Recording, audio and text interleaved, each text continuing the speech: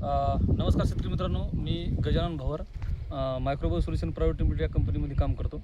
आज आपण एका अशा प्लॉटवर आलेले की संत्र्याचा प्लॉट आहे आणि वाशिम जिल्ह्यामधला प्लॉट आहे, मालेगाव तालुक्यातला प्लॉट आहे.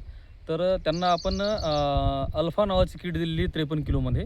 अल्फा नावाची किट दिल्याच्यानंतर त्यांनी या संत्र्याच्या मुळाला वापर केलेला आहे. तर टाकण्याच्या अगोदर कसा प्लॉटची कंडिशन होती आणि टाकल्यानंतर आज त्या प्लॉटची कशी कंडिशन आहे, त्या शेतकऱ्याच्या स्वतःच्या मनोगतमधून आपण ऐकणार आहे. तर सर्वप्रथम दादा तुमचं नाव सांगा पूर्ण. नमस्कार, माझं नाव आदित्य पांडुरंग डोईफोडे.